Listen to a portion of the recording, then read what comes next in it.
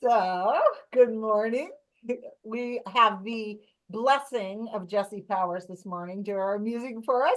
And so I'm going to invite you to open us up with this song, Jesse. All right. I'm feeling a little Eddie Watkins Jr. today. So y'all know the words, so feel free to sing along. Take a look at the person next to you. Say, I recognize the God in you. Feel the love in the sanctuary. Raise your voice and repeat after me. We come together. We come together. We come together. In the name of love, we come together. We come together. We come together. In the name of love. Now take a look at the person next to you. Say, God loves you and I love you too. Feel the love in the Zoom room sanctuary. Raise your voice and repeat after me. We come together. We come together. We come together. In the name of love, we come together. We come together. We come together. In the name of love, in every walk of life, every creed and color, can we reunite in honor of the good in each other? Now take a look at the person next to you. Say, namaste, I bow to you. Feel the love in the Zoom room sanctuary. Raise your voice and repeat after me. We come together. We come together. We come together. In the name of love, we come together. We come together. We come together. In the name of love, we come together. We come together. We come together. In the name of, one more time, we come together. We come together. We come together. In the name of love. Woohoo! Yes, we do. I love that. The Zoom room sanctuary. Oh, I love that song. Thank you for doing that. And our practitioner of the day is Ralane. Ralane, good morning, Ralane. Good morning. Thanks for doing this. You're very Oh, your welcome. hair looks so pretty. Thanks. Thank you. I thought I'd read something and then do a prayer. This is all about Oh, shoot. Hmm? I'm so sorry. I meant to mute myself and I muted you. My bad. I unmuted you. Quit that, Michelle. Anyway, this is from the Jewish Tales of Holy Women, and it's about special spiritual women, and it's this story is about kindness, and I thought it really fit for the holiday time. So here we go. A generous woman whose home was open to all visitors once borrowed money from her neighbor. When asked by her son why she had borrowed it, she explained that it was her neighbor would never feel ashamed of coming to her if she was in need. Allowing others to give and is also a form of generosity. So her name was Haya Schechter. She was a pious woman whose home was in Tel Aviv, and she was open to all, like the legendary home of Abraham and Sarah. There was never a day when she and her husband did not have guests. Rabbis, rebs, and simple people alike all ate at their table, and everyone was treated like a king or a queen. Sometimes there were as many as 10 guests, and other times as many as 30, and all of them were made to feel as if they were in their own home. Aya was always ready to give everything she had to another human being. She had reached perfection in kindness, and her giving was done wholeheartedly and joyfully. Another aspect of her perfection and kindness was reported by one of her sons, who said that his mother had once sent him to borrow some money from a neighbor. When he returned with the money in hand, she took the envelope with the money in it from him and placed it somewhere and never opened it. Her son said, "Mother, why did you borrow the money if you didn't want to use it?" "I did. I did it," she explained, "so that our neighbor won't be ashamed to borrow from us when he's in need." So Haya Schechter had an open home, an open heart, and an open hand. And the Torah says that God is compassionate and gracious. The usual English translation of the Hebrew Hanun is gracious, but that word is antiquated. A better translation would be that God is giving. Haya Schechter was giving, and added to that was her refined sensitivity to act so that no one would be ashamed to take. Like some other holy people, even her taking was giving.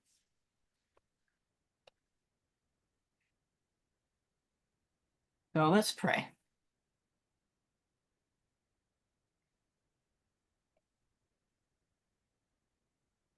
In this very special sacred time where we've just celebrated winter solstice and we have the Christmas and Hanukkah merging at the same time, we just know that there's just this wonderful giving and receiving.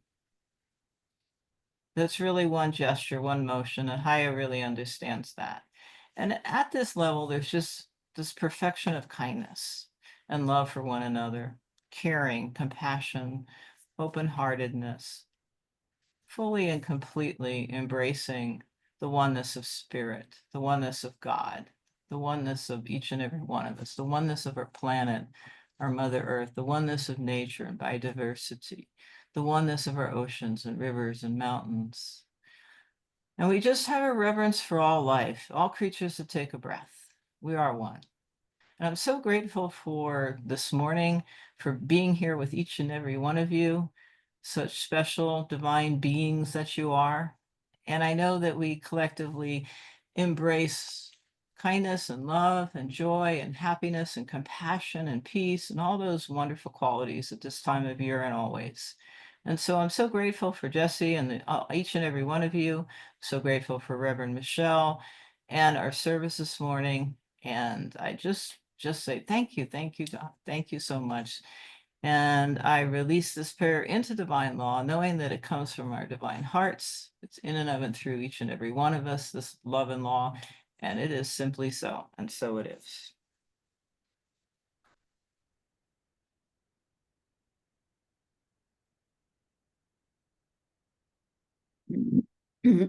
Today, my thoughts and feelings and actions are in alignment with divine nature of God.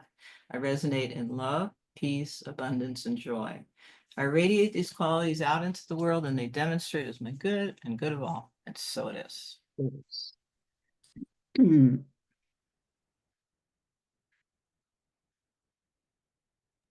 so it is. Um, that was beautiful. I love that story. I have a couple of stories kind of similar to that today. I think that's just kind of in the air, is this time, of I don't know, good tidings. We just have a sense collectively that all is well and love reigns. So Jesse, got some more music for us, kiddo? I sure do. All right. Everyone, just take a nice deep breath.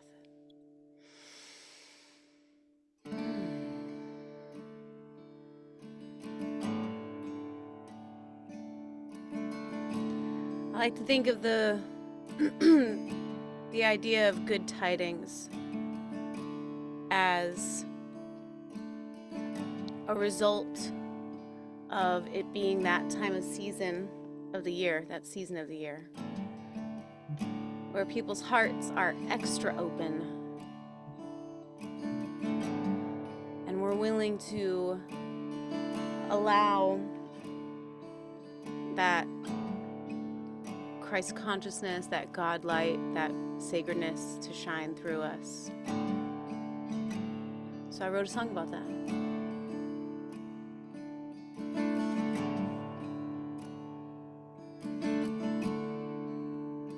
Let the light come through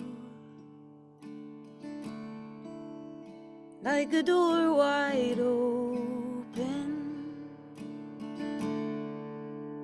Let it all be new. All that once was broken,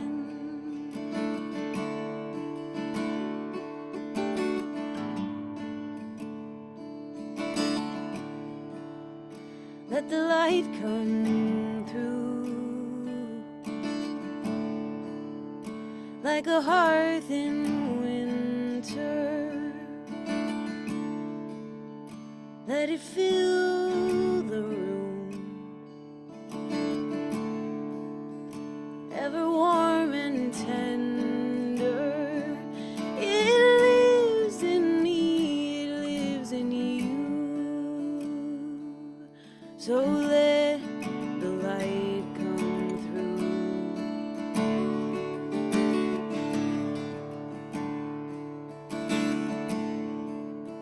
Let the light come through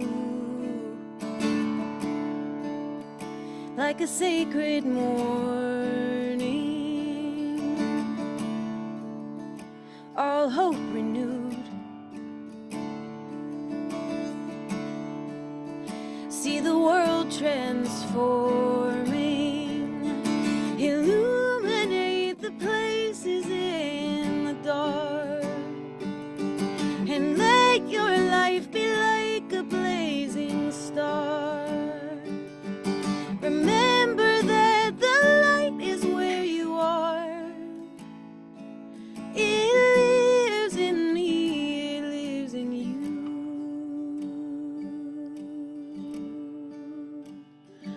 So let the light come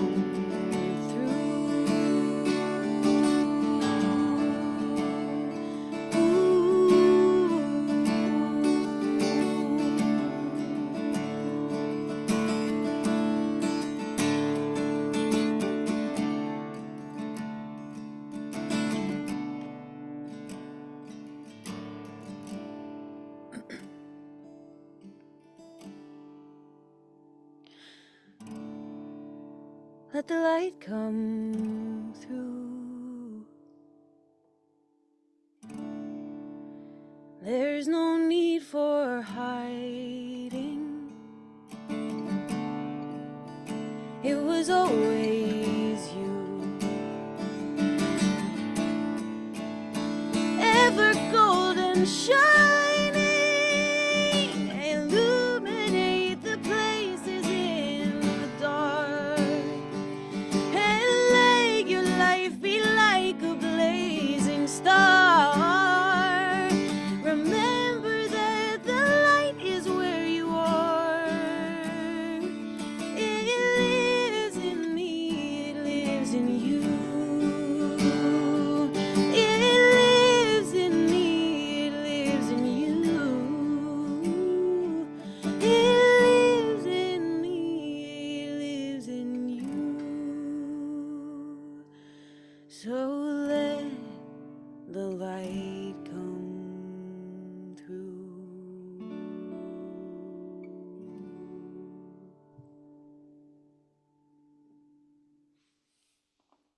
Beautiful. Beautiful. That was really a prayer or a meditation. That was lovely. And a perfect opening for what I'm going to talk about today. Just perfect. Yay. Whoa. So I'm just going to take a breath and just feel, I'm so grateful for that. That was beautiful. And as Ralane mentioned, happy solstice yesterday. Happy Hanukkah and Merry Christmas. We have the converging of these three things this year. It's beautiful. And, and I just want to say welcome to all my wonderful friends of One Heart, One Mind Center for Spiritual Living. Whether you're here in real time or replay, welcome home. And as always, I trust that you're going to hear or feel something that opens you up and expands you, so that you can know in some new, fresh way how beautiful you are.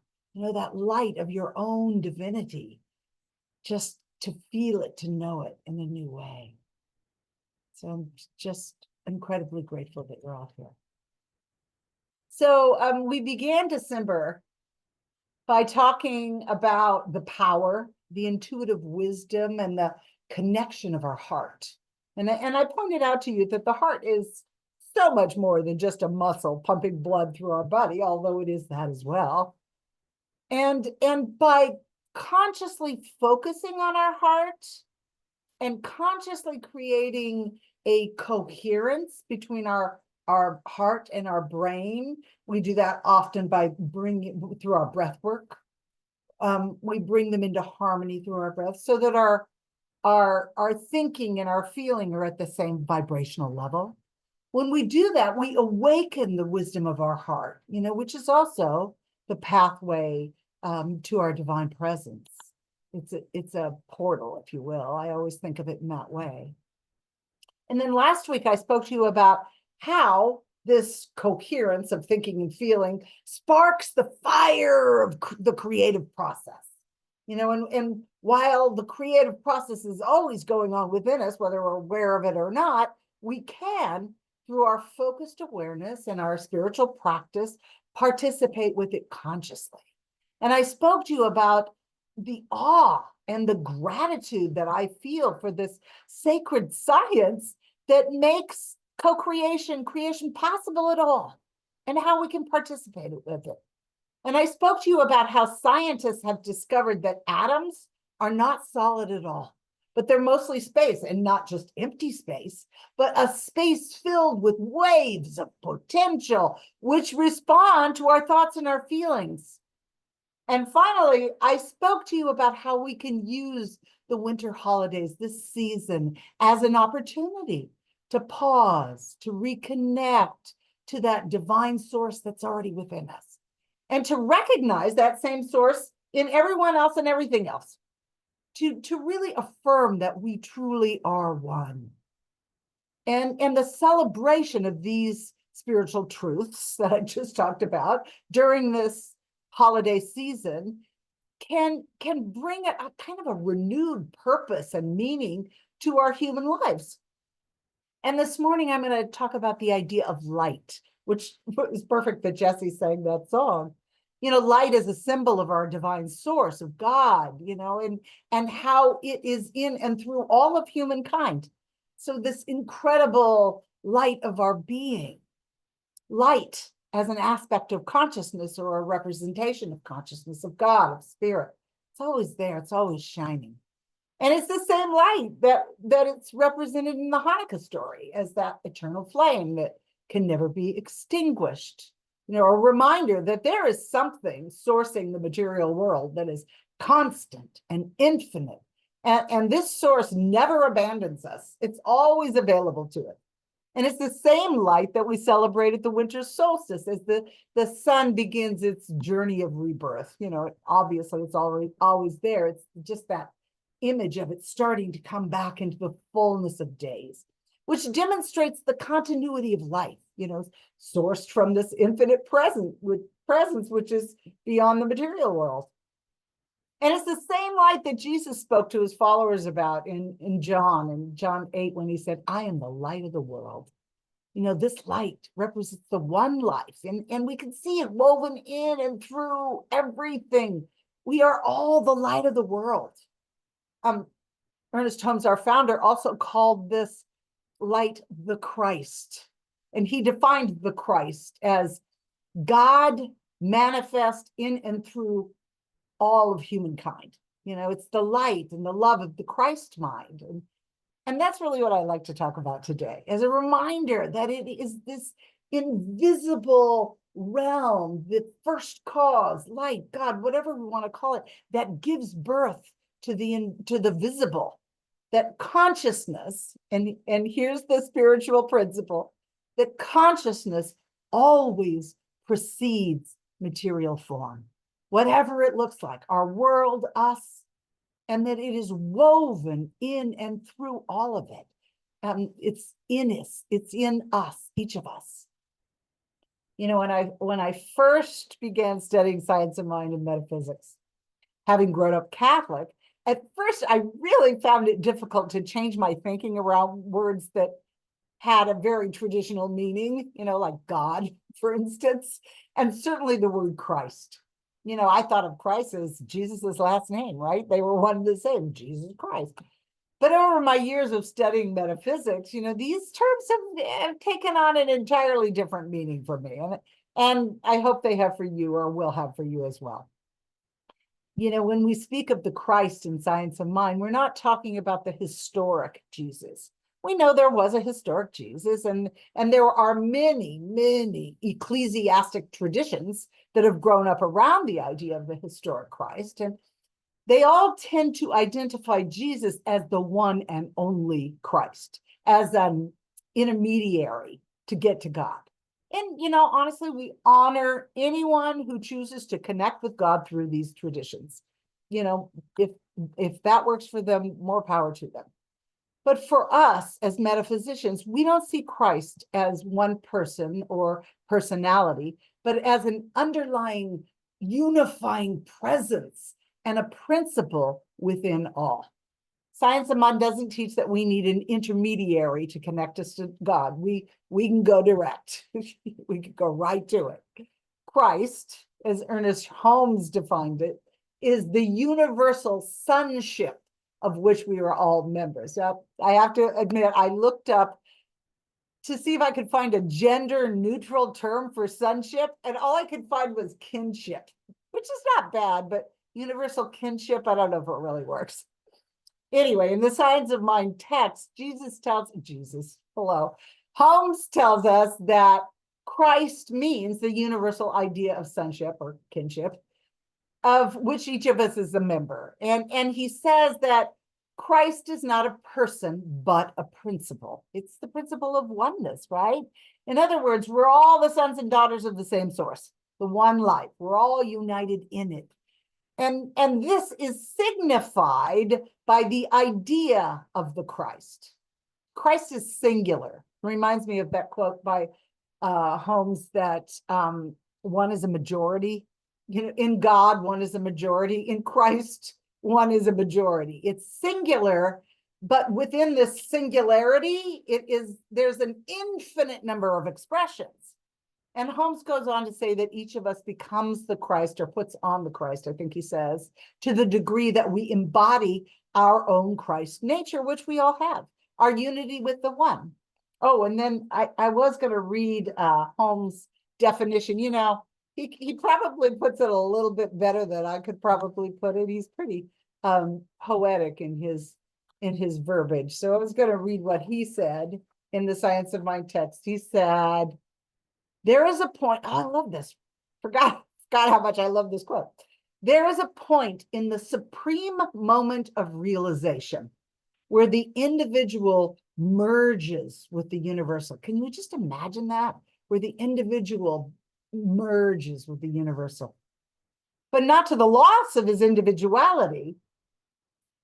And here's the moment again, where a sense of the oneness of all life so enters his being that there is no sense of otherness.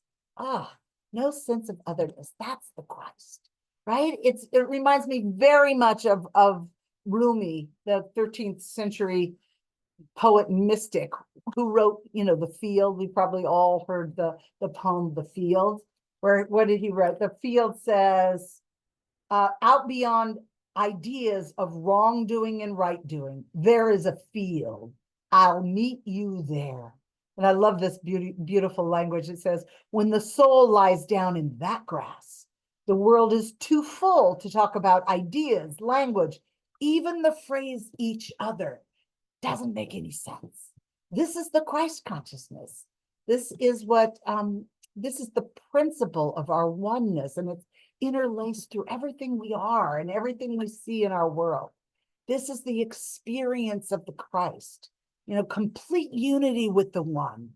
And this is the presence that we celebrate, that we honor during this time, especially when we honor the birth of the Christ personified as Jesus. You know, and that he inhabits all of these qualities of the God, but so do we. So for us as metaphysicians, the birth of Jesus can symbolize the birth of the Christ consciousness in and through all of humanity. A spiritual birth or awakening of love and unity, an awakening of the divine in our own human lives. We can view it from the perspective of giving birth to something new in ourselves, a divine incarnation within our own individual lives. The mind of the Christ, represented as the life of Jesus, is all about unlimited and unconditional love, a gateway to peace, to harmony, of right action. What a wonderful example, but that's alive in us too. Jesus is the example, not the exception, as we like to say in science of mind. So anyway, the great psychologist, Carl Jung, or Carl, I think he's great anyway, identified what he called archetypes or universal themes or patterns that occur and reoccur in all throughout our myths and our literature across cultures and times. And these archetypes represent fundamental aspects of our human experience, just like the Christ body. And Jung suggested that all of these archetypes run through everyone, but are expressed differently in everyone in different ways. But the underlying implication, I think, of this idea, and why I'm bringing it up, is that at the deepest level, we share the same mind. We are all within the Christ mind. And I really believe this is true. There's only one life, and that life is God's life. And Jung also suggested that each aspect of our dreams and our myth and our perennial stories that we tell over and over again, each aspect of them represents an aspect of ourselves. So every aspect of a dream is some aspect of our individual self. And I think we can benefit from looking at the stories during the holiday season, the ones we tell during this time of year, from that same perspective. I mean, everything in the Bible can be read symbolically, including the story of Jesus's birth. And this is how we bring the stories to life for us personally. All sacred texts, unless they're relatable to our own life, what's the point? They have to relate to us. We have to feel them personally. They have to be accessible to our own lives. And the story of the birth of Jesus can become the story of the birth of the Christ consciousness within us, within our own minds and hearts and being. It's the birth of our awakened self and the awakening of God's love and our unity within it, with everything.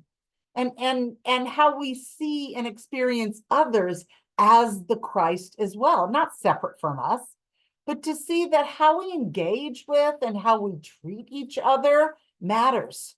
That what we do to others, we are actually doing to ourselves. It's the golden rule, right? What I think about you and what I do to you, I am thinking and doing to myself, awakening the Christ within me and seeing the Christ within you. And as I awaken to my own Christ consciousness, I can recognize it in you. I can recognize it in all life. There's a story, I was looking for a story that kind of illustrated this idea. And I remembered an old story, I'm sure I've told it before, but it's called The Cobbler and the Christ.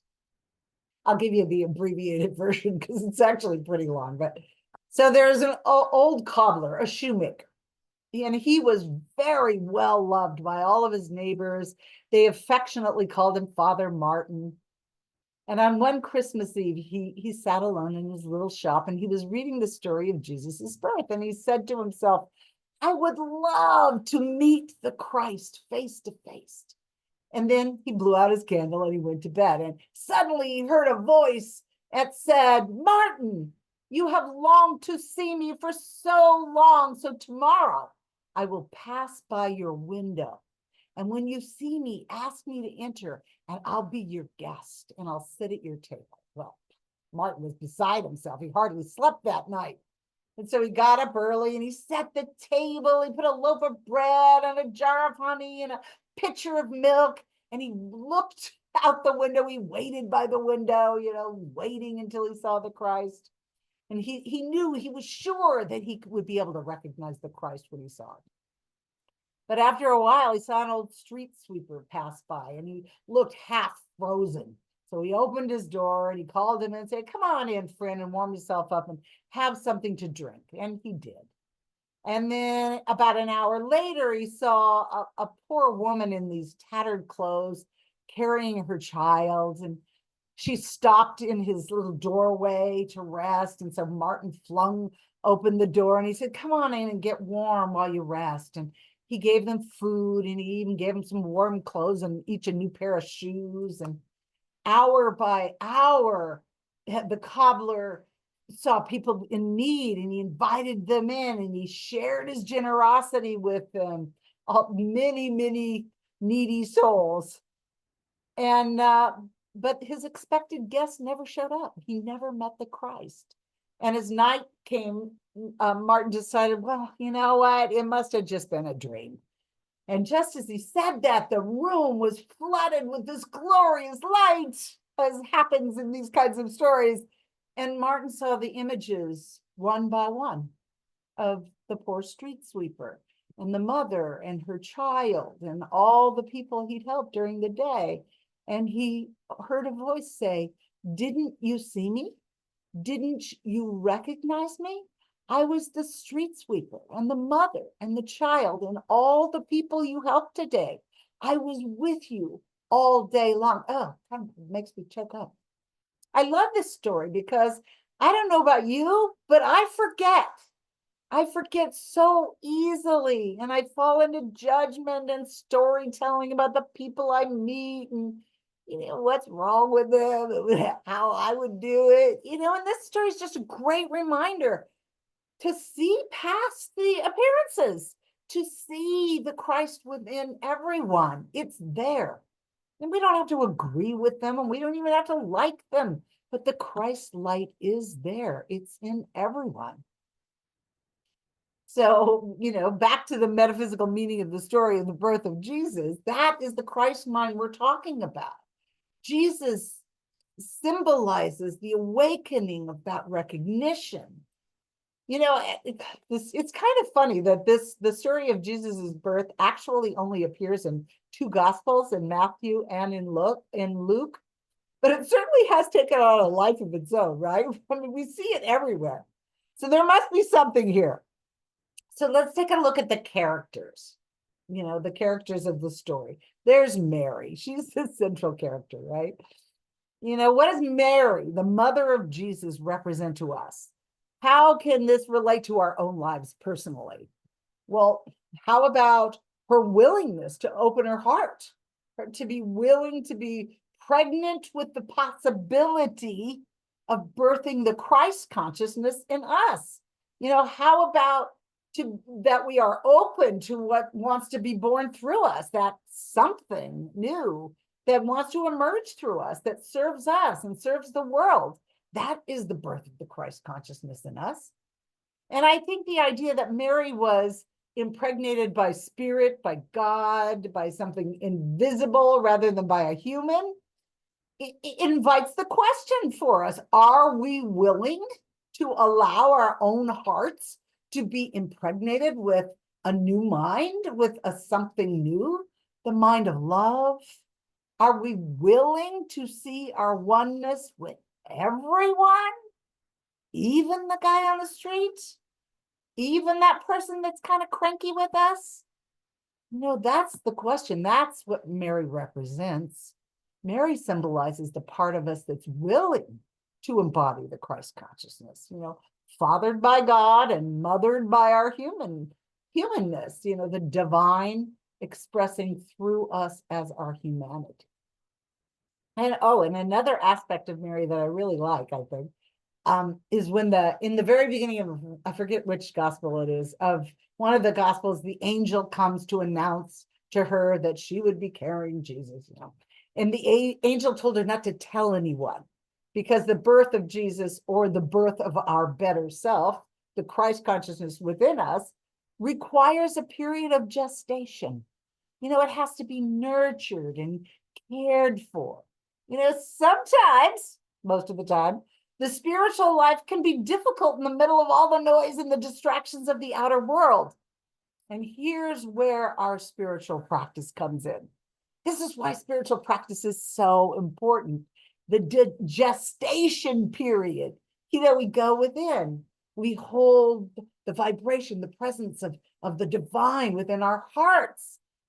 And we embody the qualities of Mary. We embody love and kindness. I thought about that when Ralane was doing her talk, that Mary represents that kindness and that gentleness and that nurturing tenderness. But she's also really brave. Somebody's asking her to do something really new and kind of scary.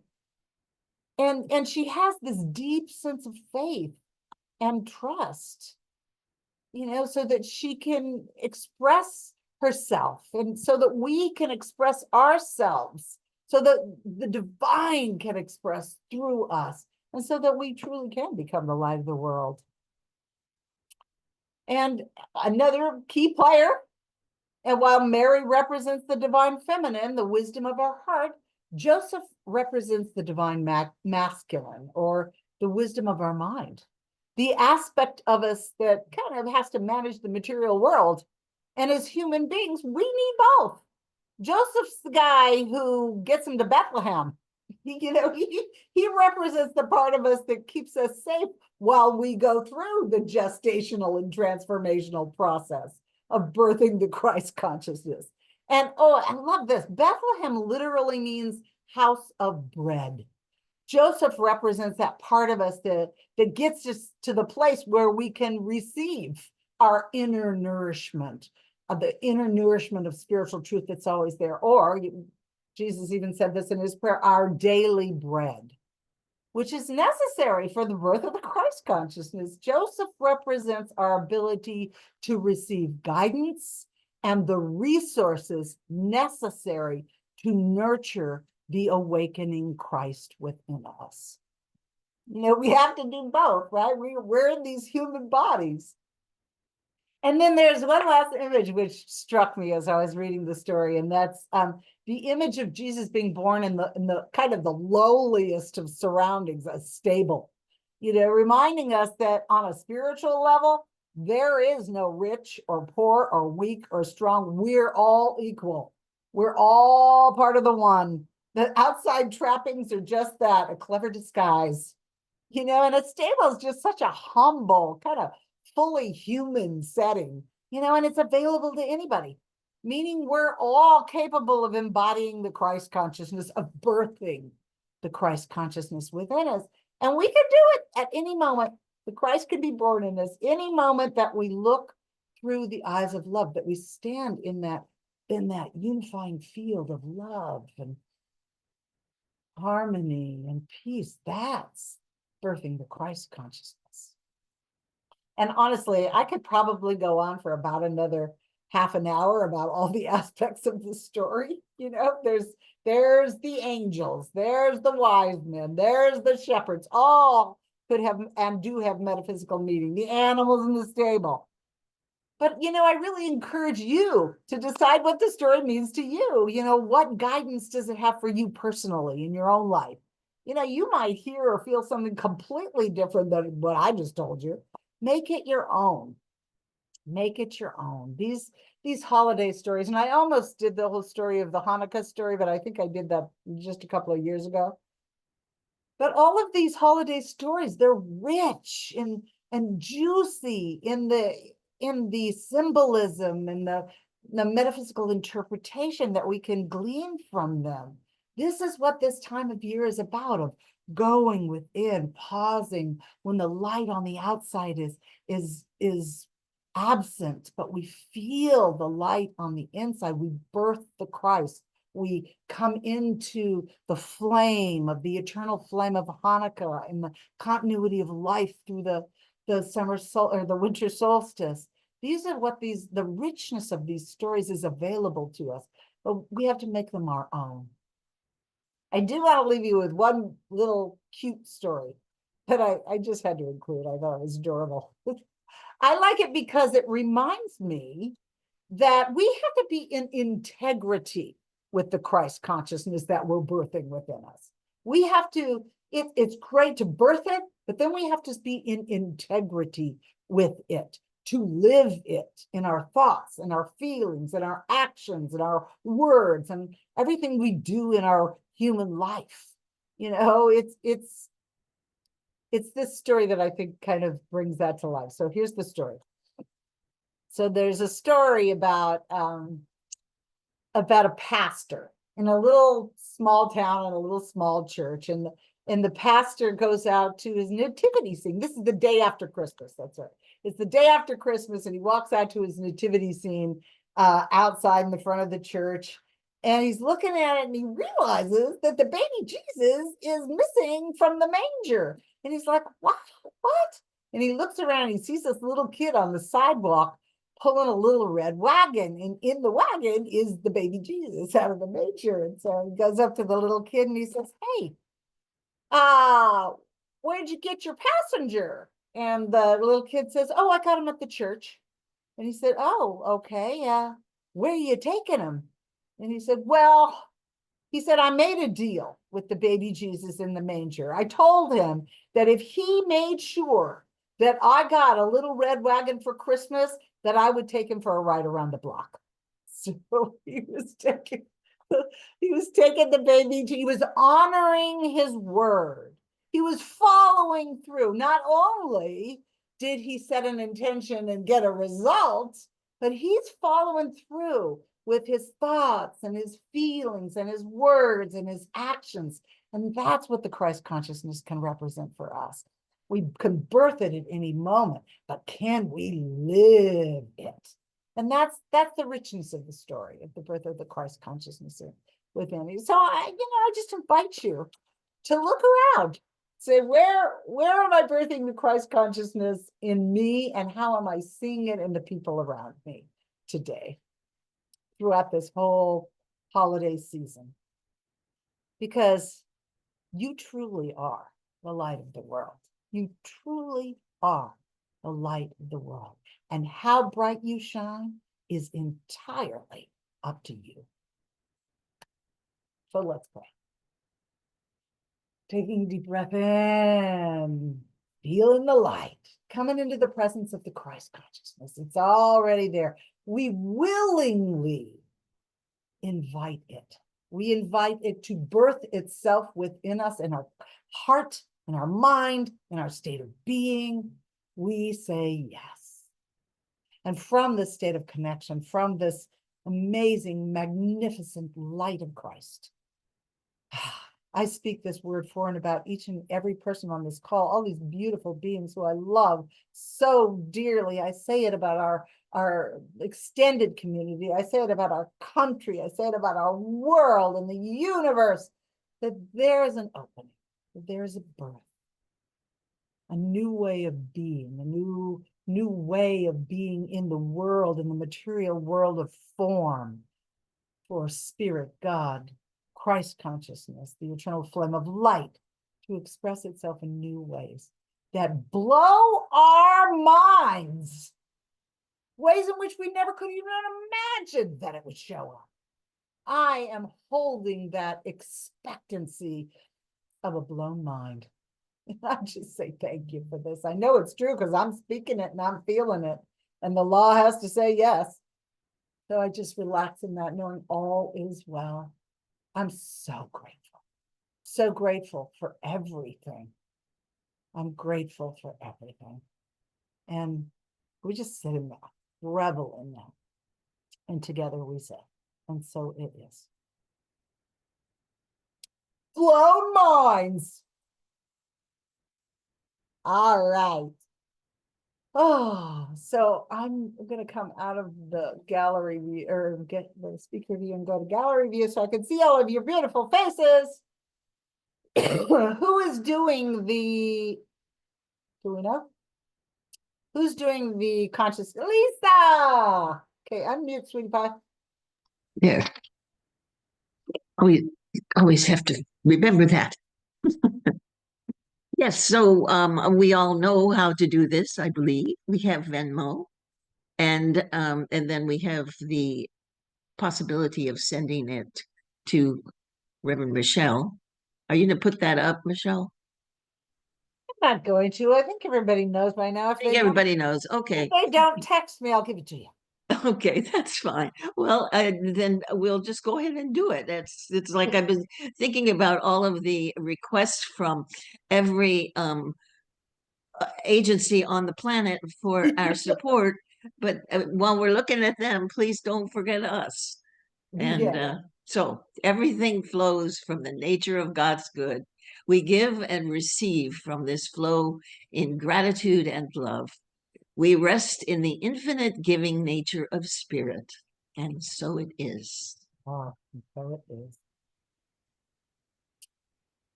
Thank you, Lisa. We'll come back to you in a second. So I made a mistake. Oh, how usual, right? Sometimes I make mistakes. So in the e-newsletter, I put that we were going to do our gathering on Tuesday, December 23rd. And we're not. There is no Tuesday, December 23rd. I meant to put Monday, December 23rd. I thought we could do it during our usual prayer time, because people are doing things on Christmas Eve. So we're not going to do it on Tuesday. We're going to do it on Monday. So you would like to join us, and I will send out another newsletter. Actually, I already put it together. I just need to send it out to remind everybody on Monday. We're just going to get together and just honor each other and talk about how much we love each other and share stuff. So anyway, so that's the thing. And other than that, we will meet on, if you're in person, you can come to my house on January 1st, and we're going to do an intention setting and you know, candle lighting thing for the new year. And I'll also set up 2 computers so that we can zoom you in if you're not in the area. So that should be fun. And many of you have been to my house before. I'll set up a little area where we can meet and have some noshes. So if you are coming in person, bring a little something, and we'll have some fun. We'll see each other. And other than that, next Sunday, and I think that's about it. That's all I got. And so now I'm coming back to you, Lisa, to do the benediction. Okay. So let's pull together with one nice breath. I am so grateful for this service today, especially as it was such a wonderful reminder of that essence, that invisible Christ essence that is within each and every one of us, and is the part of the invisible nature of God that is always ready for us to co-create with in some way or another. And it's the total spirit of love and kindness and charity and the love for one another and unity, the recognition how we are each connected to one another and that we are each one with one another. And I feel so blessed by this service that has celebrated the greatness of God and of each of us as God. And I just thank you, Jesse, for your music, and thank you, Ralane, for that wonderful story, and thank you, Reverend Michelle. I'm feeling emotional for always bringing us such a message of power to keep us connected with one another and with what is real, and keeping us aware of that consciousness that is ever present and ever loving and ever willing to support us.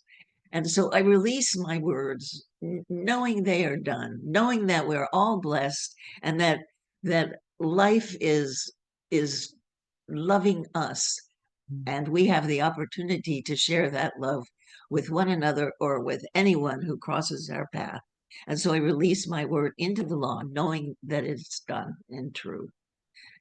And I release by saying, and so it is. So is. Oh, that was beautiful, Lisa. Thank you for that. Yeah. You know what's been on my mind lately, on my lips, I should say, is the that idea, and I don't know where it came from, God knows. That what I am seeking is also seeking me. I love that idea. It just feels so comforting to know that I don't have to work at this, that my good is always seeking me. And one of the things I would also like to share, because it's a reality for me at the moment, is in this season of giving. It's like we constantly think about the giving, and I think that it's important to be gracious and feel that, and truly feel that love in the receiving. Because I think we sometimes, at least for myself, that I tend to feel like I must do everything and that I'm supposed to be on the giving side. And that it's kind of like when I'm on the receiving side, I tend to slip into guilt and self-denial and all of that stuff. And I just was meditatively brought to that reality that receiving the other person is getting the blessing also. And so anyway, that's just I just wanted to share that because it's I very think up that's there really, for me. and it's in that receiving, there's a fullness in that receiving. There's a fullness that fills you up so full that it just spills over and you end up giving again. It's that, I don't remember if it was you or Ralane that was talking about that infinite cycle. It's just being a part Right. of it and being willing to receive as being That's it. willing. Yeah. Oh, thank you for saying that. I love that. Great reminder. Thank you, sweetheart. All right, Jesse. This has been a great service. I'm really grateful that I was invited, so thanks for having me. I've sung this song before, but I thought it was very appropriate since we're talking about light. Every day I love a little deeper, and every day I give a little more, and every day I listen to the whispers of my soul until it becomes a roar. And I speak love with my voice, and I think love with my mind. I give love with my hands, and oh, I bring the light. We are made of light. We are made to shine. We are made of light. We are made to shine. Every day I love a little deeper. Every day I give a little more. And every day I listen to the whispers of my soul until it becomes a roar. And I speak light with my voice, and I think light with my mind, and I give light with my hands, and oh, I bring the light.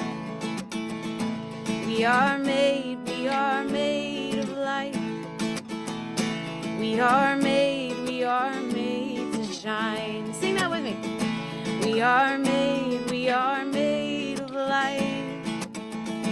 We are made to shine. We are made of light. We are made to shine. We are made of light. Oh, I bring the light. Oh, I bring the light. Oh, I bring the light.